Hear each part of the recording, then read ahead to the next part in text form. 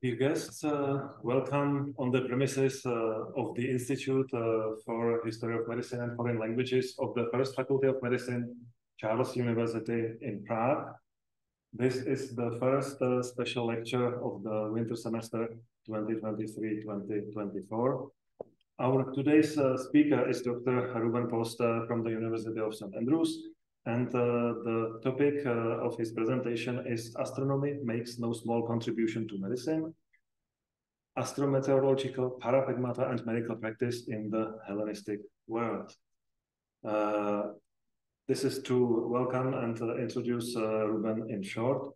Ruben grew up in Canada and attended the University of Victoria for his undergraduate degree, because receiving a Master of Arts in Ancient History from McGill University. He then moved to the United States and earned his PhD from the University of Pennsylvania in 2020, with a dissertation, The Achaean Koinon and Economic History. During the course of his doctoral studies, he was able to spend 2 years in Athens conducting research at the American School of Classical Studies. He is a permanent lecturer at the School of Classics, University of St. Andrews at present. Generally, Ruben is an ancient historian of the Greek world, especially interested in environmental, economic, and social developments in the Hellenistic period. The primary focus of his work is on the interplay between the myriad ecological and economic forces that impacted ancient people's lives, from climate and disease to money and law. To eliminate such interactions, he integrates highly varied evidence types, including environmental proxies, human and animal remains, archaeological survey, coinage and ethnographic research, with the more traditional sources of ancient history, namely literary texts, inscriptions, and excavation archaeology. His primary project is an examination of the impact of climate change on Aegean societies from the end of the Bronze Age until the advent of the Roman Empire. Thank you very much for coming. Ruben, it's a great pleasure for us to have you here tonight. Please, you can begin. Thanks very much, Tomasz, and thank you in general to the Institute for the invitation. I'm very glad to be here and continue the relationship between St. Andrews and Charles University. Let me just start the slideshow. No.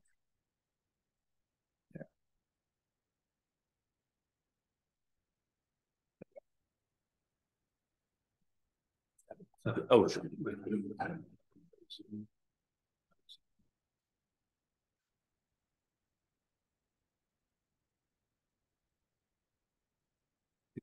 Share screen in the middle. Yeah.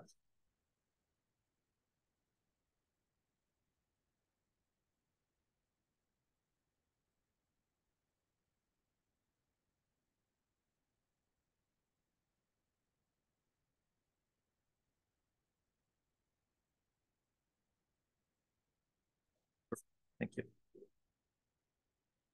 In the 5th century BC, Greek scientists began compiling so-called Parapegmata. I'll be talking about these documents today, so singular parapegma, plural Parapegmata. And these are documents that were enumerating predicted astronomical and meteorological changes throughout the year.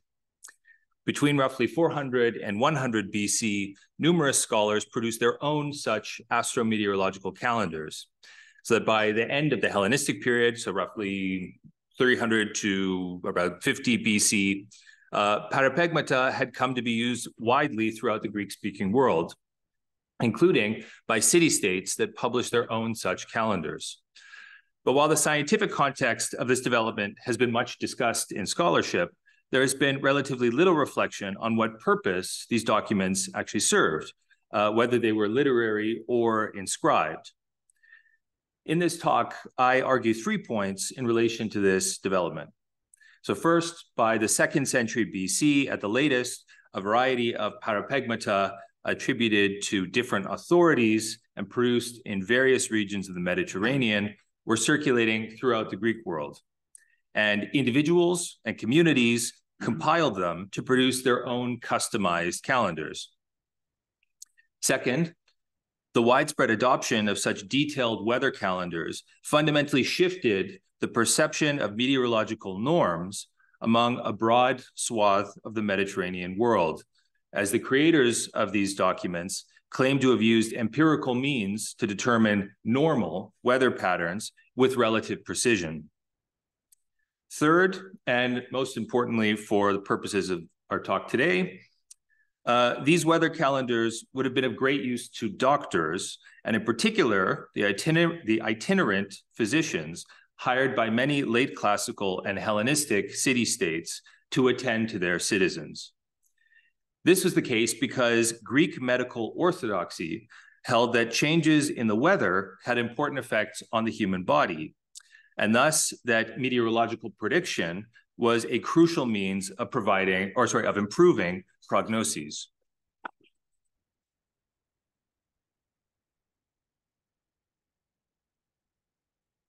Without the use of sophisticated instrumentation, pre-modern societies generally anticipated meteorological fluctuations within what in anthropology has been termed a normal envelope, which is determined by a body of social memory extending back several generations.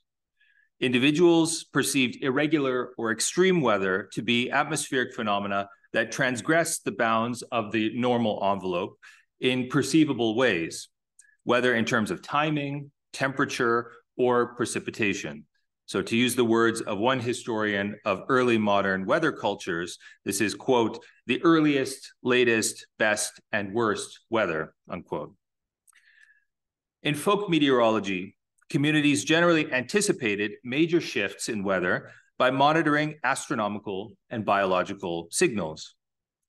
In the Greek world, this tradition is first attested in Hesiod's Works and Days, which dates to around 700 BC, which advises farmers to use astronomical markers and occasionally simple day counts to break up the year to divide up not only the phases of the agricultural calendar, but also to understand and anticipate changes in the weather that were to come. Also, while relying on certain natural phenomena, these are the so-called weather signs, to anticipate short-term meteorological changes. The foundation of this tradition was the belief that just as the revolutions of celestial bodies, such as stars and constellations, could be observed and predicted, so too could the environmental phenomena with which they were correlated. Over time, this Greek tradition of weather observation and prediction led to the development of an increasingly elaborate astrometeorological model, as is evident from early texts in the Hippocratic corpus. Because Greek physicians believed that health was directly affected by atmospheric conditions, they were keenly interested in monitoring and forecasting weather. So this is exemplified by the guidance of the mid to late 5th century BC Hippocratic treatise, Airs, Waters, Places, which writes, with regard to the seasons, one can forecast in the following ways as to how the year will be characterized, whether unhealthy or healthy. If the weather signs prove normal, when the stars set and rise, if there are rains in autumn, the winter is moderate, neither too mild nor excessively cold for the time of year, and the rains are timely in spring and in summer, the year is likely to be very healthy. If, on the other hand, the winter is dry and northerly, and spring rainy and southerly, the summer cannot fail to be feverish, causing inflammation of the eyes and dysentery. And the author then goes on to discuss the medical conditions you could expect after certain patterns in weather throughout the year. A roughly contemporary example of how such weather observation may have operated in practice comes from the first and third books of another 5th century BC Hippocratic treatise, the Epidemics, which present case studies that link seasonal weather and illness. So this is a quote from the very first case study in this text. And this gives a good example of how these physicians would actually use weather diaries alongside medical diaries to try to understand the connection between weather and disease or medical conditions. So as he writes here, in Thasos, the Greek island of Thasos, about the autumn equinox, and under the Pleiades, rainfall constant, abundant, and soft with southerly winds. The winter was southerly, the northerly winds faint, dry spells on the whole, having the character of spring. The spring was southerly, cool, with a little rainfall. Summer, for the most part, was cloudy, with no rain. The Etesian winds, rare and faint, blew in an irregular manner. These and numerous other references to weather in the works of the Hippocratic corpus indicate that by the late 5th century BC, physicians were carefully monitoring the weather and judging their observations against a conception of normal meteorological patterns in order to anticipate the appearance of particular medical conditions. Nonetheless, the meteorological information that is recorded in epidemics 1 and 3, and so there's a series of case studies plus also some discussions in general of how a doctor should go about monitoring the weather. This information is merely qualitative, and no clear method is provided for establishing when a season or a year's conditions diverged from climatic norms.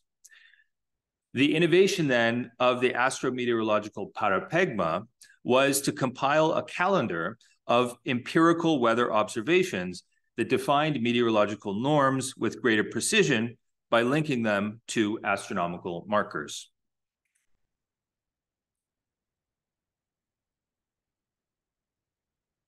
To understand how the development of this new way of monitoring and forecasting the weather may have affected medical professionals in the ancient Greek world, we must first understand how these documents were actually created, circulated, and used in the most basic way.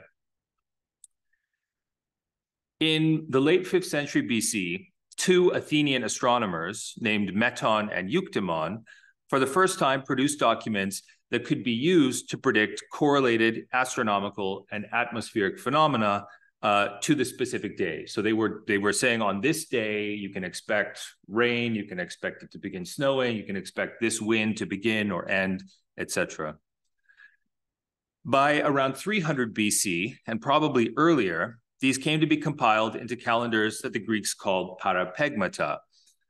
As the name, which is derived from the Greek verb parapegnomy, which means to insert something beside something else, implies, parapegmata were originally physical documents that allowed for celestial phenomena to be tracked using pegs inserted into holes, one for each day of the year. And we have a well-known example that's preserved here, and you can see the peg holes. So each peg hole is a day in the calendar, and you could just move it along throughout the year. And anybody walking by, this is in the city center, could look at it and see what weather they would expect in the next week or the next month, that sort of thing.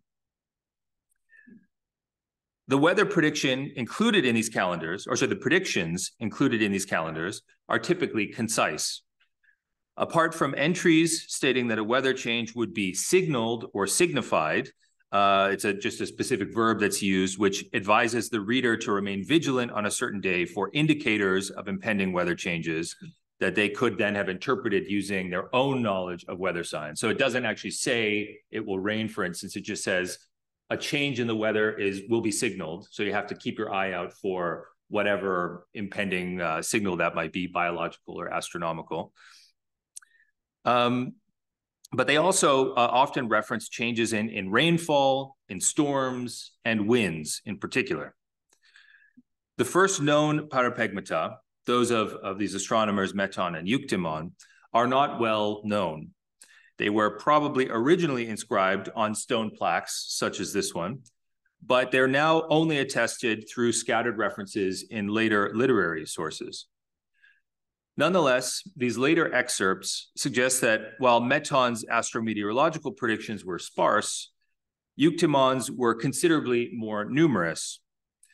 This development of the late 5th century BC was to have important consequences for the creation of detailed normative meteorological schemes throughout the Greek world. Between then the 4th and the 1st centuries BC, numerous other astronomers and scientists produced their own astrometeorological parapegmata, many of which were increasingly comprehensive and precise in their predictions. Some, such as the 4th century BC Eudoxus of Cnidos and the 2nd century BC Hipparchus of Rhodes, became particularly widely renowned for, in the words of the 1st century BC Roman writer Vitruvius, being, quote, able to predict long beforehand with divining mind signs of the weather which were to come, unquote. Because ancient meteorology was a conservative discipline, our knowledge of late classical and Hellenistic examples of these documents largely derives from 3 preserved later texts that compiled earlier such calendars. So the first is an appendix to a text written by an individual called Geminus. It was called the Introduction to the Phenomena. And this dates to the 2nd century BC. This is the earliest complete parapegma we have preserved. A fragmentary monumental inscribed example from the city of Miletus, dating to the early 1st century BC. And we have multiple fragments of this, but this is one of the largest fragments here of this inscription. And then Ptolemy's phases of fixed stars and collection of weather changes dating to the 2nd century AD. And that's by far the most comprehensive of these documents we have preserved.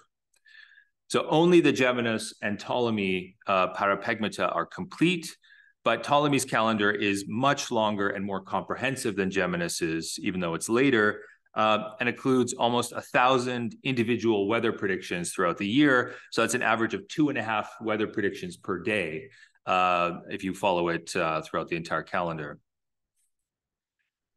Much remains unclear about the methodologies these authorities employed in compiling the meteorological components of their parapegmata, apart from the self-evident fact that weather observation over multiple years must have been necessary. The only source that sheds light on this is Geminus's text, Introduction to the Phenomena, which dates to the 1st century BC and includes a chapter entitled On Weather Signs from the Stars, which discusses the scientific validity of the weather predictions that we find in these documents. So Geminus writes, in this chapter, Geminus, presumably drawing on information that is now lost to us, describes the process by which he believed that these calendars were compiled. So he writes, the compilation and observation came about in this way. Astronomers took the beginning of the year, and having observed in which zodiac sign the sun started at the beginning of the year, they recorded against the degree of each zodiac sign, day by day and month by month, the important changes that occurred in the air, in winds, rains, and hail, and they placed these beside the positions of the sun, reckoned by sign and by degree. Having observed these things for more years, they recorded in the parapegmata the changes that occur for the most part around the same places of the zodiac. It's important to note, however, that the Geminus and Ptolemy calendars, and most likely many of the other calendars from which they drew, were not comprehensive empirical records of atmospheric phenomena or seasonal changes, but rather carefully curated documents, many of which compiled observations made in different locations at different times. This is illustrated not only by the different authorities cited in each, so we have this here, and you can see the location where each of them operated in and around the central and eastern Mediterranean, but also by differences in the weather predictions attributed to the same authorities in these 3 preserved parapegmatas, who often have contradictory weather predictions. So it'll say it'll rain, or it'll be, there won't be rain in the same catalogs or same compilations of these documents. Astrometeorology was widely accepted as a science in the Greek world, and as several ancient anecdotes about the perceived remarkable ability of Greek scientists to predict weather indicate, compilations of authoritative astrometeorological knowledge were widely believed to have been powerful tools for weather forecasting. As such, it is no surprise that texts devoted to this topic seem to have been employed not just by scholars, but by large numbers of literate and perhaps semi-literate individuals in the Hellenistic Greek world. This is best exemplified by Aratus of Soloi's 3rd century BC work, The Phenomena. So Geminus's work, Introduction to the Phenomena, is actually a commentary on this text, The Phenomena, from the 3rd century BC. In this text, The Phenomena integrated elements of multiple traditions of meteorological forecasting into a poem.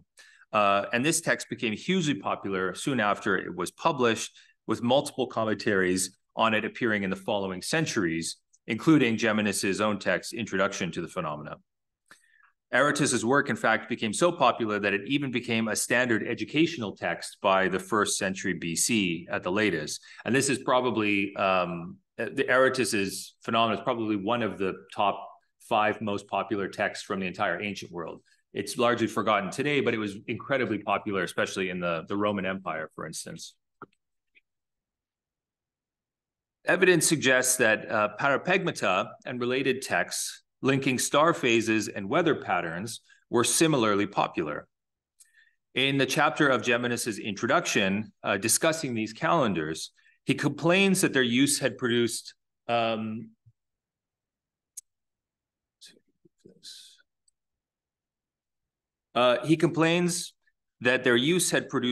among laymen, so among non-specialists, a widespread belief that celestial phenomena were not only correlated with, but actually directly caused by changes in the weather. Later in the same chapter, Geminus notes the frequent inaccuracy of weather predictions in these calendars, stating, quote, "The risings and settings of the stars accompany the greatest storms while holding out an indication of fair weather. And sometimes there has been fair weather in the city, but rain in the country. Many times, 3 or 4 days after the fact, a predicted weather change has been signaled by the rising or the setting of a star. Sometimes one has taken the weather sign 4 days in advance, and thus they fail in their predictions from the weather signs, but have the excuse that they took the sign early or that it came later." Furthermore, Geminus implies that individuals use these documents without recognizing a fundamental problem with them. Because different authorities were known to have made their observations in different regions, astrometeorological parapegmata were not universally relevant, but had to be consulted according to the region in which they were produced. And this is the quote at the bottom here. He says, "It is necessary to have weather signs proper to each horizon for the changes in the air. For the same parapegma cannot be in harmony with phenomena in Rome, in Pontus, that's in the Black Sea, in Rhodes, and in Alexandria. Rather, of necessity, the observations are different for different horizons, and for each city, different stars are taken as producing weather signs." Geminus's critical commentary suggests that parapegmata were widely used throughout the Greek-speaking Mediterranean by the 1st century BC.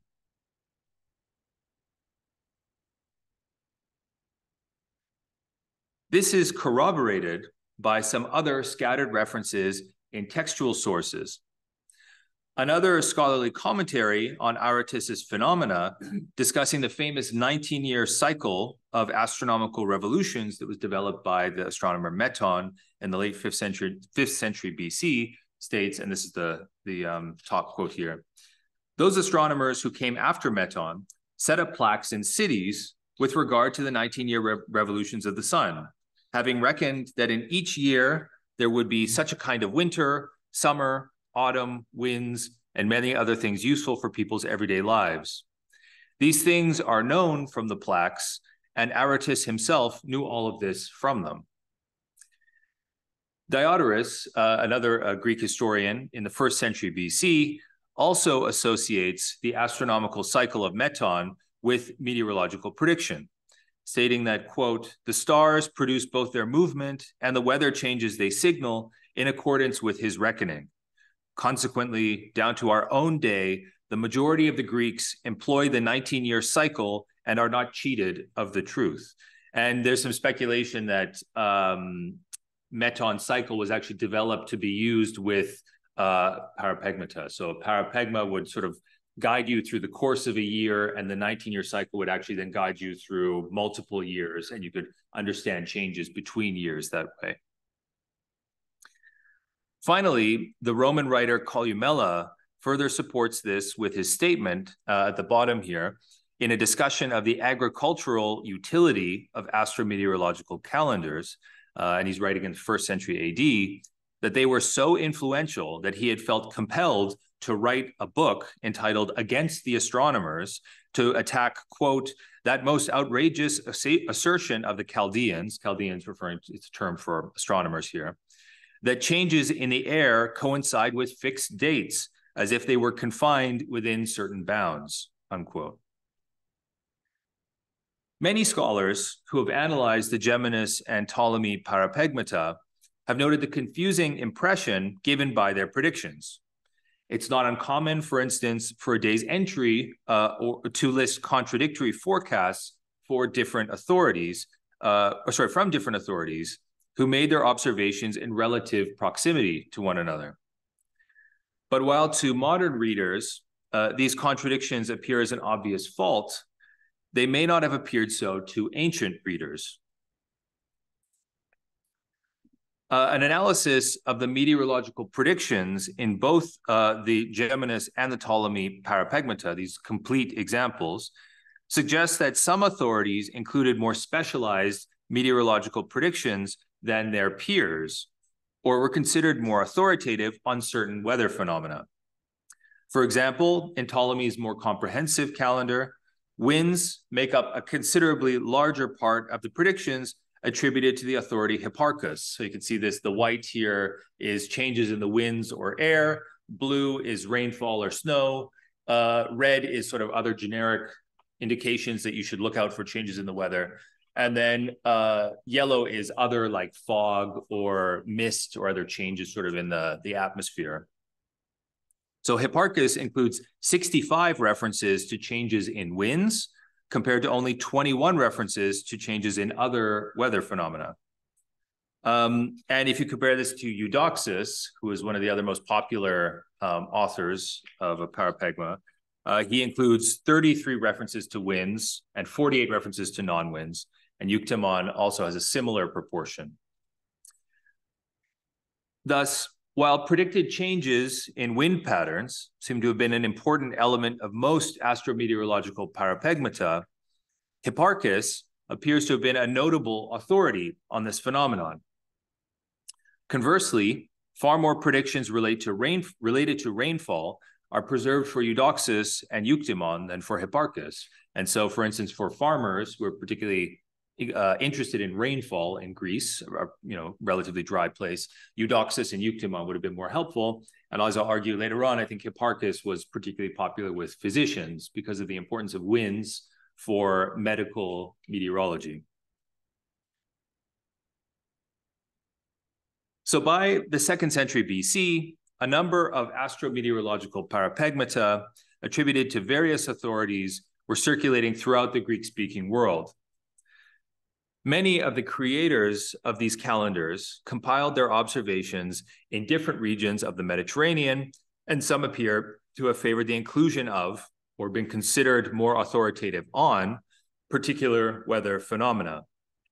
As both the Geminus and Miletus parapegmata, and this is the inscribed example here, the Miletus parapegma, as both of these indicate, by this same time, individuals by the 2nd century BC, individuals had begun drawing from various examples of such documents to compile their own customized calendars to meet whatever specific needs they had as a user of these documents.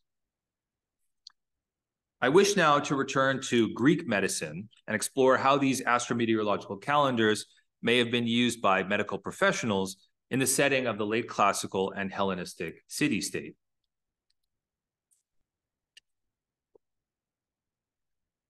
The use to which these documents were put has been the subject of a considerable amount of debate by modern scholars. Some have argued that parapegmata were used to link the seasonal calendars of the agricultural, rural world with the lunar calendars of cities, which were infamously changeable and frequently misaligned with the solar year and its seasons, and that these were designed to create a unified chronological framework that united the countryside with the city. Robert Hanna, in particular, has specifically argued that these were used to better align civic religious calendars, so the timing of festivals, with the agricultural calendar. So they end up with strange situations where harvest festivals would occur months before or after the harvest, for instance. So they would have to try to align them using some system like this. This was undoubtedly one reason why the astronomical information in parapegmata was useful. but it does not account for the inclusion of so many meteorological predictions in these documents. Other scholars have thus assumed that parapegmata were primarily employed by farmers and sailors, two groups highly dependent on the weather for their livelihoods, and to which Greek meteorological texts often refer. Average farmers and sailors undoubtedly did employ folk systems of weather forecasting, from which some of the meteorological predictions in Parapegmata were derived, but relatively few of them were likely to have been literate enough to have made regular use of these calendars. I argue that as literate specialist professionals who had a keen interest in monitoring the impact of weather, physicians in particular would have benefited from the use of these documents within the context of the late classical and Hellenistic city-state. And I argue this for a few reasons. So first, physicians would have viewed these calendars as useful tools for anticipating the effects of weather on the health of entire communities. Second, these documents would have assisted in practical terms with the courses of treatment that were prescribed for individual patients. And third, these documents could have served as emblems of authority that would have granted legitimacy to consequential decisions that were made in relation to community health. I argue that these factors may have motivated Greek physicians to produce tailored compilations of astrometeorological predictions that were drawn from different parapegmata based on the prominence of these different authors, the locations in which they made their observations, or their perceived specialization in certain weather phenomena.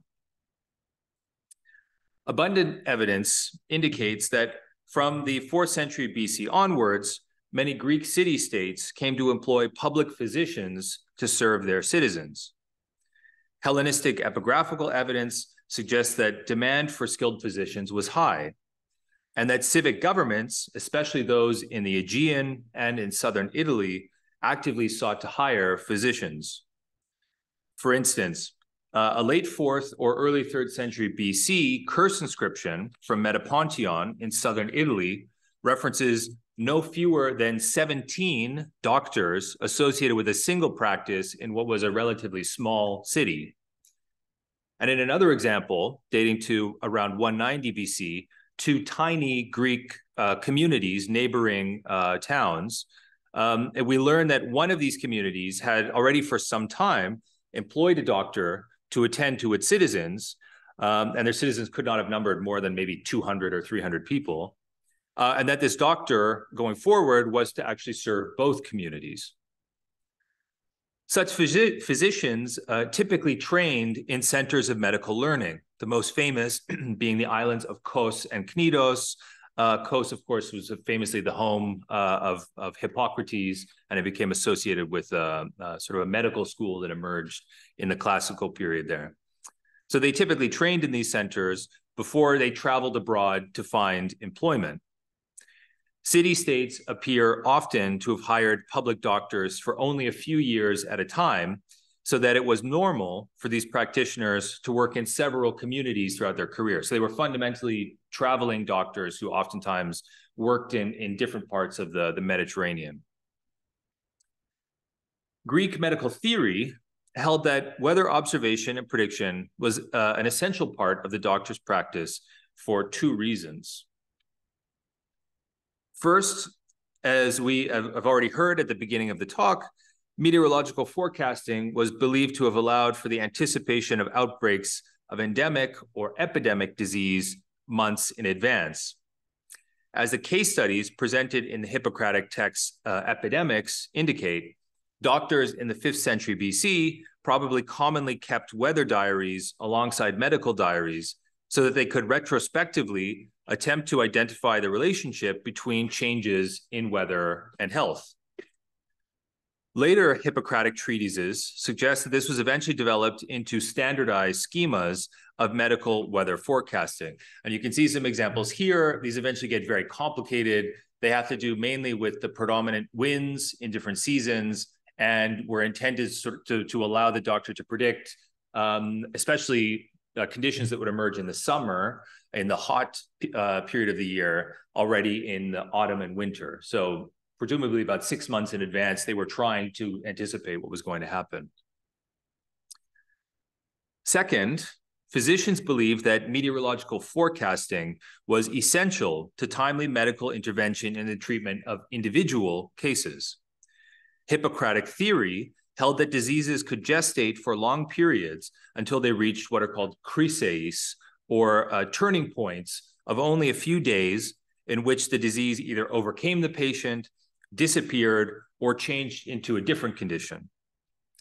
Any deviation from meteorological norms during these crises could signal the impending deterioration of a patient's condition, making it essential for the physician to anticipate atmospheric changes in these brief windows of opportunity. As the introduction to the 5th century BC treatise Airs, Waters, Places puts it, this is part of the Hippocratic corpus, as time passes through the year, the doctor will be able to say which epidemic diseases will befall the city in summer or winter, as well as the individual ones a person runs the risk of contracting through some change in his regimen. For by knowing the changes of the seasons, as well as the risings and settings of the stars that determine these changes, he will know in advance how any year is going to proceed. By investigating in this way and recognizing the crises in advance, he will generally understand each situation, and in most cases, secure health for the patient and win great success in his profession. If someone thinks that all this belongs rather to astronomy, by keeping his mind open, he will learn that astronomy makes no small contribution to the art of medicine, but a very great one, for it is in time with the seasons that the organs in humans also change. For Greek communities, the chief threats that were caused by abnormal weather were epidemics and food shortages, which in turn, through malnourishment and other hardships, could exacerbate existing health conditions or facilitate the spread of infectious diseases. A Hellenistic philosophical text that's quoted by the author Stobaeus articulates concisely the connection between extreme weather, famine, and infectious disease. So he writes, "What ought we to say about evils that menace us externally? Heavy rainfall and droughts, excesses of heat, excesses of cold, so that often as a result of the irregularity of the air, plague and famine occur, as well as a variety of misfortunes of all kinds, and entire cities become depopulated." Many ancient Greeks ascribed abnormal weather to divine displeasure and believed that it required a response at the community level, as the historian Polybius, writing in the mid-2nd century BC, discusses in this passage at the bottom. So he writes, "With regard to phenomena whose causes it is impossible or difficult for a human to understand, we may perhaps be justified in getting out of the difficulty by ascribing them to the action of a god or of chance. I mean such things as exceptionally heavy and continuous rain or snow, or the destruction of crops by drought or frost, or a persistent outbreak of plague, or other similar things whose cause is not easy to detect. With regard to such matters, we naturally follow the beliefs of the majority, as we cannot make out why they happen, and attempting by prayer and sacrifice to appease the divine, we send to ask the gods what we must do and say to set things right and cause the evils that afflict us to cease." As this and other texts indicate, significant deviation from meteorological norms ordinarily prompted collective action in Greek communities, both through communal religious activity and through the deployment of public physicians to provide medical aid.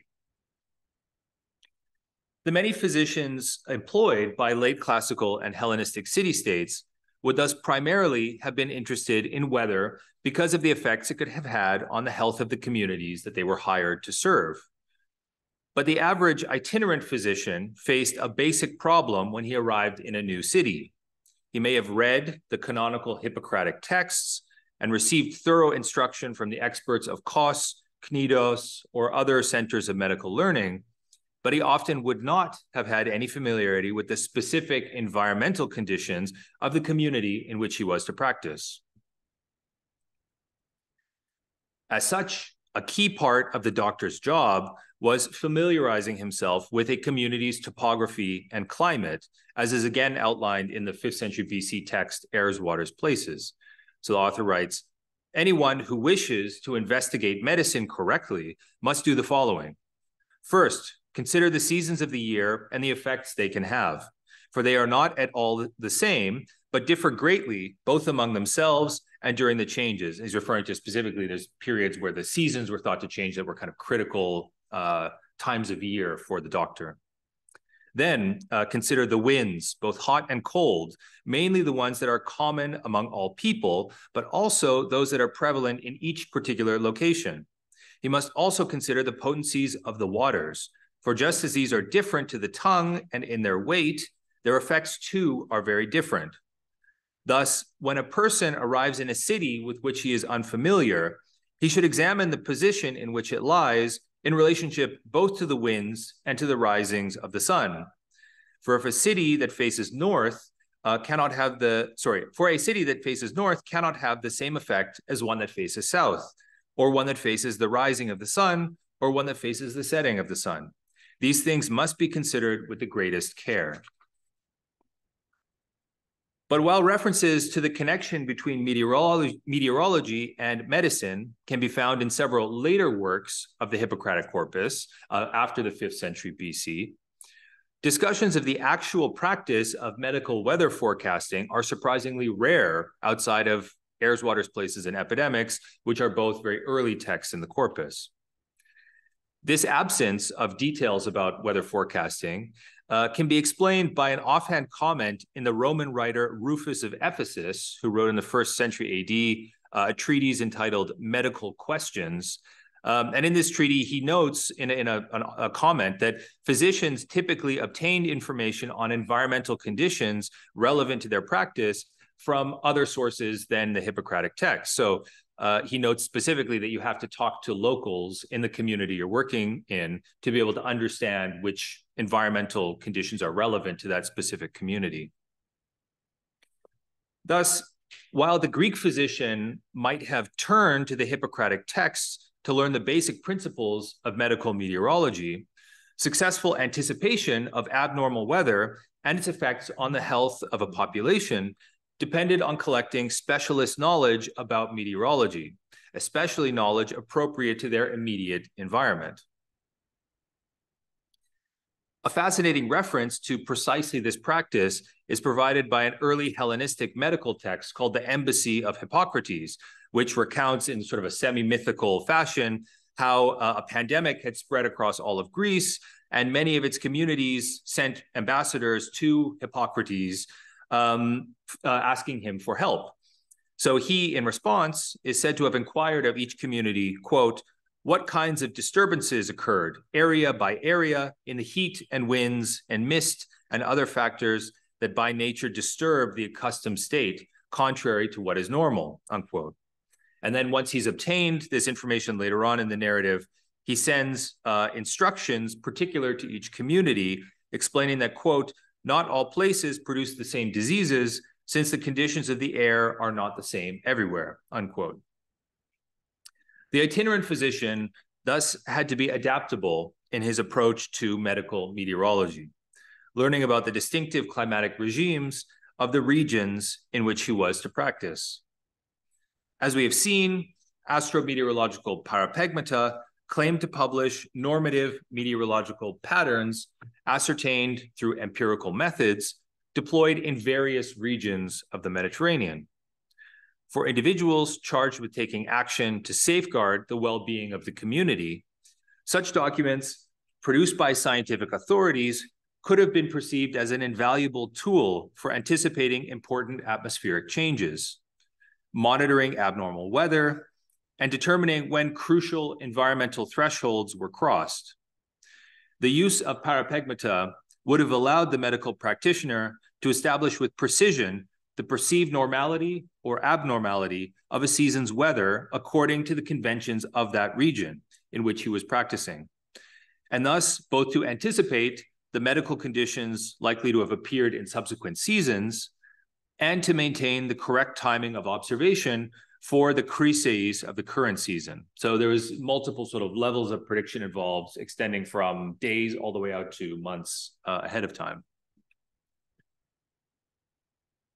In this respect, it's important to remember that while the authorities cited by Geminus and Ptolemy in their preserved calendars were certainly the most popular on astrometeorological matters, there are sort of 10 canonical authors of these documents, which are these ones here. There were many others observing and recording weather in this tradition all around the central and eastern Mediterranean who are obscure or forgotten today. So for instance, a passage in the introduction to another text entitled On Weather Signs, which dates to around 300 BC, and is a collection, as it states, of methods for predicting short-term weather changes. The author of this text reminds the reader that many weather signs are peculiar to certain regions and must thus be learned from local experts. He then mentions 4 authorities, 3 of whom, an individual named Matriketas, a man named Cleostratos, and another man named Phaenos, are otherwise entirely unknown today. These are the only references we have to these authors in this one offhand comment. So this is a helpful reminder that there was a broad world of localized traditions of weather prediction that have largely been lost to us. Another reason why doctors may have employed specific parapegmata was that certain weather phenomena were considered especially medically significant. Perhaps the most important such phenomenon was the wind, as I mentioned already earlier. As several Hippocratic treatises indicate, predominant seasonal winds, especially northerly and southerly winds, were thought to have governed broader meteorological patterns and were sometimes used to refer to broader shifts in temperature and actually communal health as well. So they would say this is a northerly season and you can expect these kinds of medical conditions to occur versus a southerly season when you have a totally different set of medical conditions. As we've already noted, the parapegma of the astronomer Hipparchus included a disproportionate number of references to wind. So 76% of his references to weather changes are actually specifically to changes in the wind or in changes in the air, as he states it. Hipparchus's forecast would thus have been particularly useful for physicians. And in this regard, it is of interest that the Roman writer Columella states that for his agricultural instructions, he favored the parapegmata of, quote, Meton, Eudoxus, and the older astronomers, because he writes, the subtlety of Hipparchus is not necessary for the, as you say, rather crude education of rural people, unquote. So for the well-educated physician, on the other hand, the detailed nuance of Hipparchus's calendar would have made it an invaluable tool for everyday practice. Astrometeorological parapegmata were records of the diligent surveillance of the heavens carried out by some of the most renowned scientific thinkers of the ancient Greek world. They were perceived as distillations of empirical meteorological data that, in the words of one ancient commentator, were intended to be, quote, useful for the everyday needs of people, unquote. By the 2nd century BC, at the latest, individuals were gathering predictions from different calendars in circulation, some of which devoted particular attention to specific weather phenomena, to produce their own compilatory calendars. As more and more such documents were compiled over time, they became increasingly dense documents that claimed to establish normative weather patterns with precision. So I argue that parapegmata were of interest to physicians in large part because the responses to changes in public health attributed to extreme weather fell predominantly to public physicians. And these documents were perceived as an authoritative tool for making such decisions. The health of a community was among the most critical issues with which civic governments were concerned in this period. But a large proportion of the citizens of the average Greek community would have been scattered across its territory, making it difficult for authorities to monitor closely public health at a community level. Furthermore, even disregarding the realities of the spatial distribution of atmospheric phenomena. So as he says, sometimes it rains in the city, it doesn't rain in the country, and vice versa, etc. individuals' subjective experiences of the weather could have hindered decision-making in relation to its broader effects on a city-state's population. And many of these communities were democratic, so they would often involve debate about any kind of community-level decision. Astrometeorological calendars could have assisted in the collective recognition of deviations from normal weather patterns throughout the year, and thus facilitated discussions about communal health. Physicians serving a community may have used these documents to judge when a season's weather had shifted from normal to abnormal, as was believed to have been crucial in anticipating epidemiological changes according to Hippocratic doctrine, and to make decisions on how and when to treat illnesses at the level also of the individual patient. Parapegmata would have offered them a comprehensive framework for understanding and anticipating seasonal trends, allowing them to mark with precision the crucial turning points in the year during which medical intervention was believed to have been most effective. Moreover, astrometeorological calendars provided an authoritative scientific framework for building consensus for communal action taken in response to extreme weather and its perceived effects on health. In this respect, the use of these documents might have served a purpose similar to that of divination and the consultation of oracles, namely the legitimization of potentially controversial decisions in relation to collective action by removing the burden of decision-making from the individual. So it kind of disembodies the making decisions about plagues or famines or other really broad community-level issues. Today, we can only reconstruct the use of these calendars from the few parapegmata that remain and scattered references to them in other texts. But we must remember that these texts were once widespread and were only one part of a far broader system of what we might term folk medical meteorology that was commonplace in the ancient Greek world. As such, they are a tantalizing reminder of the importance of studying weather in the medical history of the ancient Mediterranean. Thank you.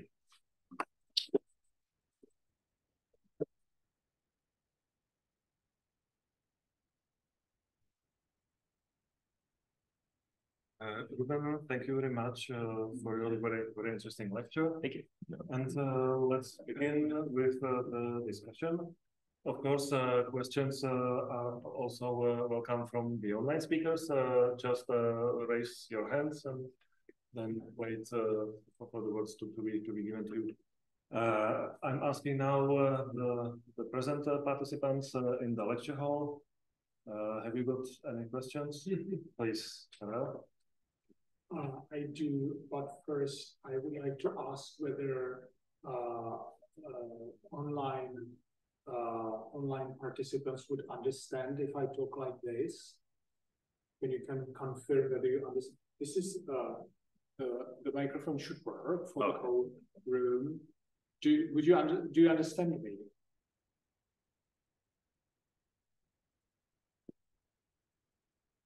Well, so we're going to presume that they do. I have a few comments and some questions. First thing that comes to my mind is related to this idea of Hippocratic principles concerning weather, which, and you mentioned that one problem that they faced were itinerant physicians who had to study local weather patterns. Yeah. Now, on a broader scale, I am thinking what happens when this whole system translates to Northern Europe during medieval period, right? Where you have these Hippocratic ideas about northerly, southerly winds and so on, and their influence. And they are suddenly, and these are tailored for Mediterranean, and suddenly they are used in Central and North European context. Right, right. And the point I wanted to make is that this very much resembles how patterns around food and diet also kind of were translated to North European contexts. And there were also problems because Mediterranean is the diet would be based on olive oil, wine, and you can replace milk with almond milk. Yeah. Right. Yeah. You can't do that in Central Europe. Right. Olive oil, wine, and so on. This explains how Catholic or Christian fasting is constructed, because these principles were made in Italy, in Mediterranean. Yeah. These are the areas where there were those theologians, right, constructing these norms. And then these norms were imposed on Northern Europe, right, where instead you have butter, you have pork fat, and you have milk. You don't have almonds. You can't replace normal milk with almond milk during Lent, during fasting period. Yeah. So there is obvious parallel. And that's just a kind of open comment.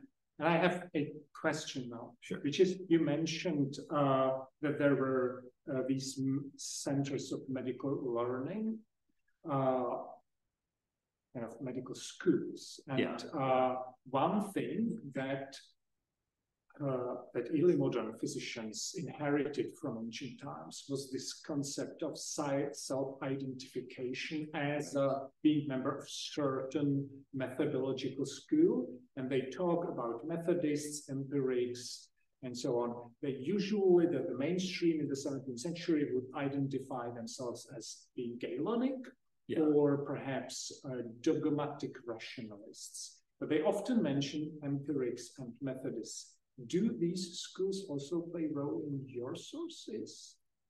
Specifically these two, or do you have more of those local centers that you mentioned, course?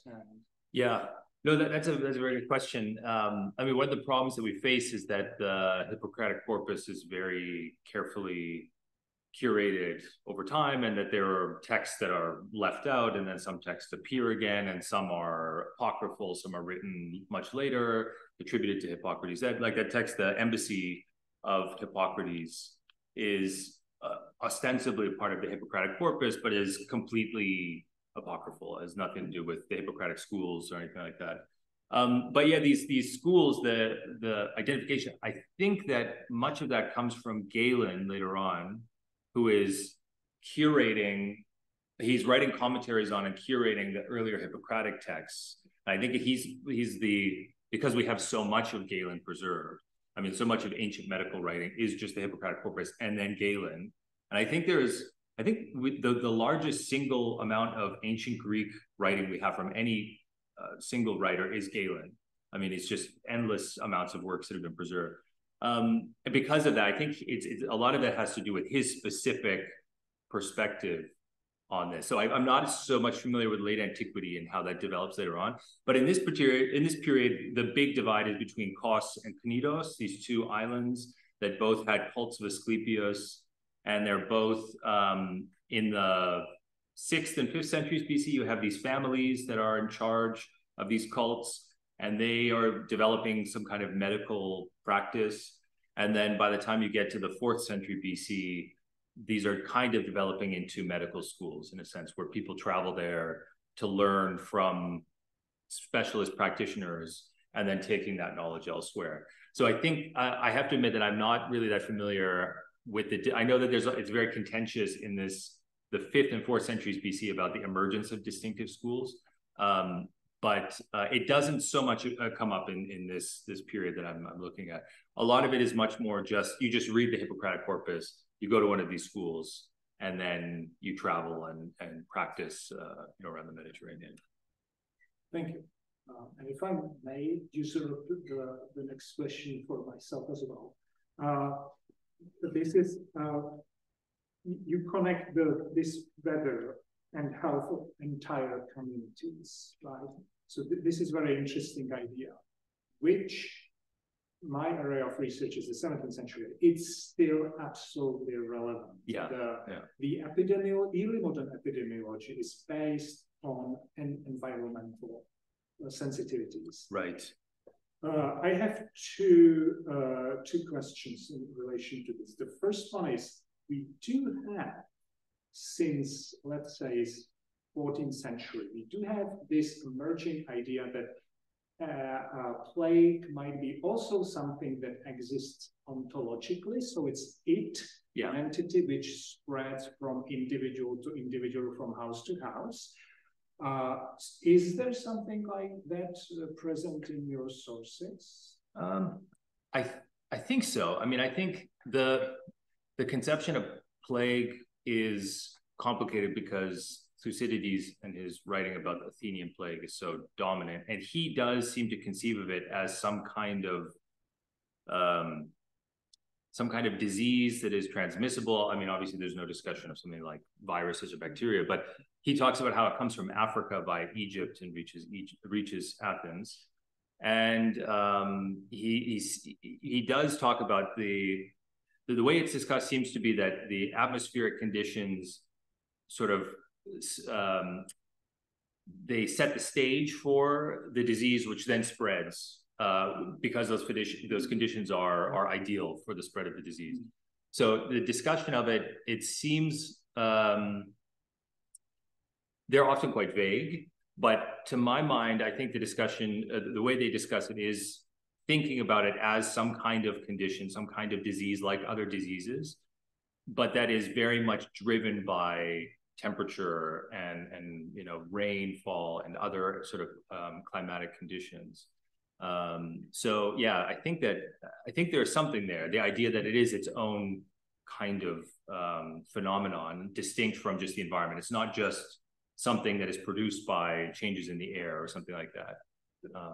The problem is when you use term phenomenon, it's if I understand it correctly, it's actually the other possibility, right? Because you have either ontological disease or disease as a phenomenon, as a function of environment. Oh, I see. So I'm not using it as a technical term. I should say more as an entity or something that exists. Yeah, I see what your point, but yeah, I do think. Thank you. Yeah.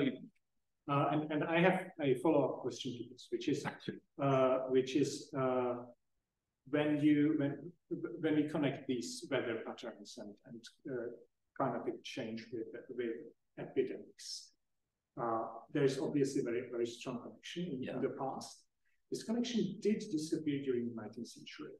But do you think, this is just speculative question, do you think that our current sensitivities towards climatic change might be partially shaped by this millennia-old very strong connection between climatic changes, weather patterns changing, and something as dangerous as plague, which is one of them? Yeah, absolutely. I think, well, and one of the big topics in environmental history now, as so many of these old ideas come back again, is discussions about climatic change actually driving, for instance, the spread of the bubonic plague. I know that there's quite a bit of work that's being done on that, and I think it's hard to establish the causation between them, but I do think that there is something there. And certainly today, I mean, you can see very clearly that climate change, I mean, for instance, when it's warmer, mosquitoes can live in different areas and you have certain vectors that can transmit disease. I mean, malaria, for instance, I think it's quite clear that there are some periods of in the ancient Mediterranean when malaria is much more extensive, or all the way into parts of Northern Europe, than in earlier or later periods. I think the same is true for the medieval warm period as well. For instance, you have mosquitoes ranging up into Scandinavia, and you have malaria in places like Finland or Scotland and all the way in the north. So yeah, I think that there certainly is a connection, but I have to admit that I'm not really that familiar with the sort of details of that research. But yeah, I think it is relevant. Thank you very much. I have two easily connected questions. In medieval times, I know that the hospitals were built according to weather conditions, which are passed down by the locals. Do you know, according to your research, if this was also done in antiquity? If the weather documents were somehow used for the placement of the shrines, so they could benefit from the conditions? That's a good question. So, I mean, this is one of the issues, which is that we don't really have hospitals in the ancient world. There's a big question actually about what the sort of the physical setting these doctors worked in. And it seems like most of the time it was just a house. They would just have a house. All you need is a bed that a patient can come and lie down in if they're sick, or you can visit them in their house, and that's it. But Vitruvius, the Roman writer, he writes about how to lay out a city, and he talks about certain how to set out the grid for a city, and then also how to build certain buildings within a city. And he's very, very much concerned about the orientation of it according to the weather, because he is concerned about providing sort of the best foundation, medical or health foundation for a community. So he's really talking about, if the winds come from the northeast, then you should orient the grid away from that so that the winds don't, pass down streets and it's not too cold in the winter. So in this case, we don't really have hospitals like we do in the medieval period, but the general sort of considerations of weather and orientation is still present for communities as a whole. Yeah. So the second question, as I mentioned, that the hospitals were oriented by the weather. They in the sources they mention that according to local knowledge or something like that, but they don't have any passed down written sources. Do you know when the practice was discontinued of the weather documents? Of these ones? Yeah. They do exist. We have lots of Roman examples too, but they're not as detailed. And these, I mean, Ptolemy, for instance, is writing in the 2nd century AD, and we have Byzantine examples as well. They become, the funny thing is that these, as often is the case, these 10 writers who are writing in the span of just a few hundred years, they're basically just copied for the next 1,000+ years. So there's Byzantine compilations that just rely on these sources again. And then in the Roman world, they were very popular too. Already, Cicero writes quite a bit about weather and weather calendars. When did it stop? I don't know that the practice reached that far into Central and Northern Europe. I meant for the Mediterranean. Oh, for the Mediterranean. For the cases of, for example, Malta and Rhodes. So okay. They weren't, they used the local knowledge of the book. Right. Oh, I see. Yeah. I don't know how late the literary examples go, but I do know that they have these compilations. And again, for instance, Hipparchus is writing, he's from Rhodes. We know that he is working in some period in Rhodes.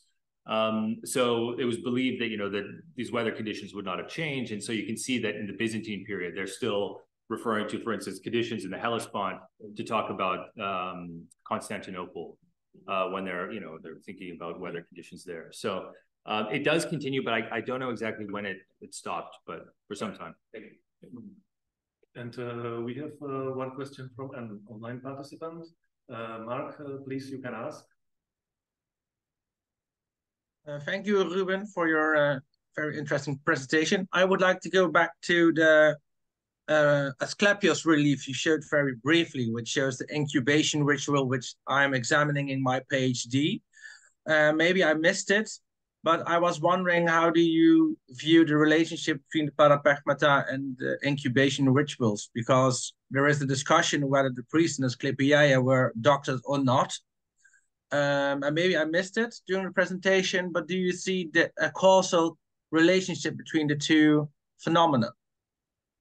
Oh, thank you. That's a good question. I think, actually, now that I think about it, I think there's very little discussion of weather in relation to cults of Asclepius. I know there's this debate about whether these priests were doctors outside of Kos and Knidos, these major centers, but there's actually I don't know of any information about that. I don't know of any references to that at all as a practice. And in this period, it does seem that there's quite a sort of distinct, at least in terms of this kind of medical meteorology, there's a distinct divide between ritual centers like cults of Asclepius or sanctuaries of Asclepius and the actual practice that is being described in the Hippocratic text. So I don't know of anything. There might be references out there, but for instance, from Epidaurus and other important centers, I can't think of any. No. Okay, thank you. Yes, please. with the predictive ability of these physicians to see the weather causing certain diseases, patterns of diseases, was there a very simple practical element to having this knowledge or foreknowledge in preparation of medicaments in enough time to be ready for a presumed medical outbreak? Yeah, absolutely. And you can see that, I think, already in this, what was the first quotations from Airs, Waters, Places. So they say, you know, if you have these conditions in winter, you know that you're going to have eye conditions, you're going to have intestinal conditions. And so, yeah, I think in many other Hippocratic texts, they talk about specifically the kinds of tools that you need to have. There's a couple of texts that talk about basically how you should set up your practice. And I think that in this case, it's pretty clear that you will anticipate ahead of time, especially if you're serving a whole community and you have to perhaps treat hundreds or thousands of people potentially. There's the idea that you would have to prepare, you'd have to be able to obtain herbs or or drugs or other pieces of equipment to be able to treat people properly.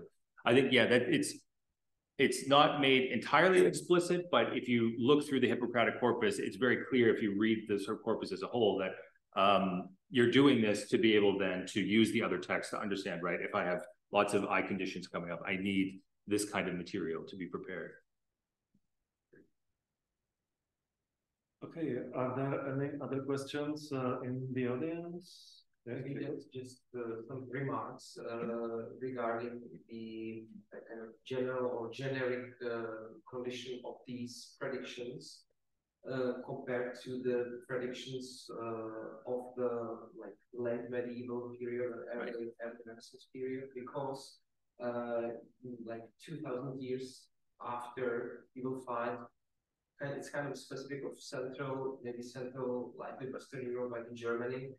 Those after the beginning of printing, really like tens and then hundreds of books of calendars and prognostica, especially in the 16th century, who in the beginning set out like this year is going to be like this, weather is going to be like this, on the general level, and then again physicians were supposed to kind of handle with this tailored to some specific patients, like naturally then astrology as such comes into account and kind of fitting this whole system to the one patient.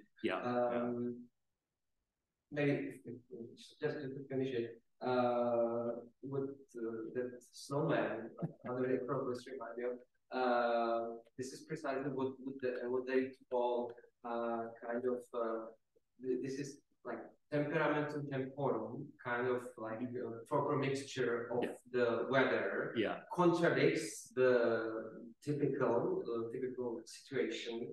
And if this happens, this temperamentum temporum contradicts the temperament of your nature, is the worst situation for the disease, and it can unravel. Pointing to what Karl said about the climate change, because now, like this beginning of this autumn was absolutely dry, especially here in Poland, and this is really the situation where it contradicts the typical situation of what it's supposed to be, what's almost supposed to be. Yeah, absolutely. And in the Greek world, it's really interesting in particular because snow is so rare, snowfall in general outside of the mountains, but when you do have these references, there were periods, we know, when snow was more common in the lowlands because it was a bit colder and wetter. But it is interesting that oftentimes the discussions of snow are exactly this, that it's something that Greeks they're not familiar with. That you talk about hardy mountain people as that's one thing, but most of the Greeks who lived in these city-states like Athens, they rarely actually had to deal with freezing conditions or snow, and the references you get to it are very similar to what you said, where it's kind of the implication is that it's contrary to the nature of these people. And in Airs, Waters, Places, famously, the other component of it, one part is it talks to the physician about how you have to pay attention to weather and everything. The other part is that it involves a sort of discussion of the kind of ethnography of Asia, Europe, and Africa, where they say Europeans live in the cold part of the world and they are stupid and sluggish and they're not able to, they're brave, but they are, you know, this is the whole environmental determinism. That's really the original Greek text that talks about this. And they say precisely that Greeks are so great because it's the perfect balance of heat and cold and wind and everything. And so that exactly like you said, snowfall or very cold conditions is contrary to sort of the Greek nature, the way they describe it. And that was something that they felt you also had to, you know, as a doctor, be aware of fundamentally. So it's interesting in that text, it is very anthropological, airs, waters, places. It's not just dealing with the practical sort of aspect of being a doctor, but also if you travel around and you go to Northern Europe or Central Europe as a Greek doctor, knowing that the people are fundamentally different because of the climate there. So yeah. And you can also find in those like treatises about how to cure people, that it's different if you, for instance, you have a foreigner coming to your country, right? And if you want to heal him somehow, you have to take into account all these conditions, right? Different food, different drinks, because his nature is based on different conditions coming from his country of origin. Yeah. So you cannot treat like the French a similar way as a Czech. There is a really like I have a town. Yeah. One Czech who fell ill in Paris, and he cured himself using his own dietetics and contrary to what those French doctors said. Right. He was a priest, so it's quite kind of reliable source. That, right. Yeah. Right. Yeah. No, it's very similar. Like airs, waters, places. They talk about how Persians are soft and effeminate, and that they can't handle exercise, for instance. That athletics, competing in athletic competitions is distinctly Greek. And it's because the Greeks live in this climate that allows them to do this. If they lived in a hot place, they would be soft and kind of effeminate, and they would not be able to do this. And so you have to treat these people, you know, in terms of medical practice accordingly. So it's exactly the same idea. It just goes right back to many of these texts. Thank you. Are there any other questions? Maybe I just ask one question about what I maybe didn't grasp from the beginning about the connection between the astronomy and then the meteorology, let's say. I'm wondering if there is maybe some connection as well with some development with like astronomical theories of the cosmos, how to develop also these theories, if there is any reflections also in it involved, or some natural philosophical background. Let's say if there is some notion between, let's say, Aristotle's difference between supralunar and sublunar distinctions and so on. So is there somehow reflected these like connections between astronomical knowledge and meteorology? Yeah, absolutely. So, I mean, there was it's confusing sometimes because the terms they use astronomie and astrologie, but those are two, I mean, those are they're not technical terms when they use them. And so they talk about just studying things in the sky. So things that are just, it's everything from weather to stars. Also confusingly, when you read Aristotle's Meteorologica, he talks about earthquakes and talks about all kinds of other phenomena that were thought to be connected to the weather, but we would consider an aspect of geology or something like that. And so, so these documents arose specifically from the desire to be able to determine some kind of regular system of understanding of, well, first of sort of creating a calendar for the year that was distinct from religion, and then creating a system that of sort of counting that allows you to understand, even when it's cloudy, for instance, when a constellation would rise or set. So the idea was that it prevented you from having to actually go and observe astronomical changes. And over time, it becomes more and more complicated where the understanding is all you have to do is look at the document. You don't actually have to go and observe anything. So they start out as a kind of a sort of a guide or a helping system for astronomers, but then eventually they become tools in their own right that people would actually use.